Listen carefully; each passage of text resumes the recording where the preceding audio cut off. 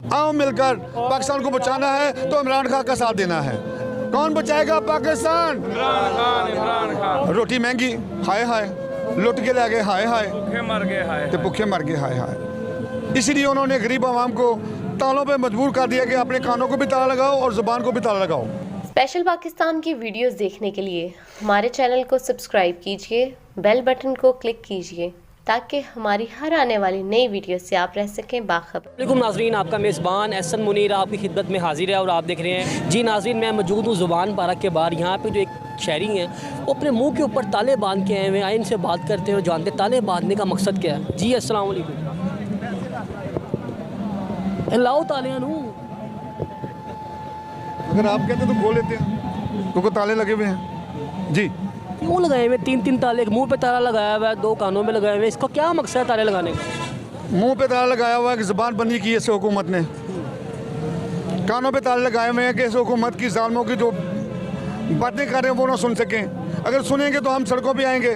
इसीलिए उन्होंने गरीब आवाम को तालों पे मजबूर कर दिया कि अपने कानों को भी ताला लगाओ और ज़ुबान को भी ताला लगाओ।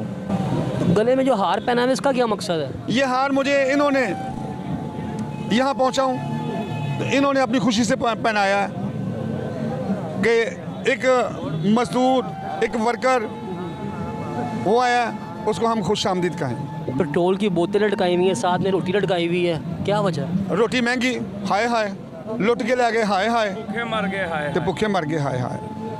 पेट्रोल महंगा, अगर पेट्रोल महंगा होता है तो पता है जिस पेट्रोल महंगा होता है उधर ही नारे मार देने, लेकिन मैं आज मारना शुरू कर देना क्योंकि वजह की है पेट्रोल ਹੁਣ महंगा होया और 2-3 दिन तक फिर महंगा हो जाना, और महंगा होना जा रहा है। ठीक है। ਉਹਦੇ ਤੇ ਅਸੀਂ ਪਹਿਲੀ ਇhtਜਾਜ ਕਰ ਰਹੇ ਹਾਂ ਤਾਂ ਕਿ ਇਸ ਹੁਕੂਮਤ ਨੂੰ ਸ਼ਰਮ ਆ ਜਾਏ ਕਿ ਗਰੀਬ ਆਵਾਮ ਭੁੱਖੀ ਮਰ ਰਹੀ ਹੈ ਤੇ ਅਸੀਂ ਉਹਨਾਂ ਦੇ ਵਾਸਤੇ ਕੁਝ ਨਾ ਕੁਝ ਕਰੀਏ।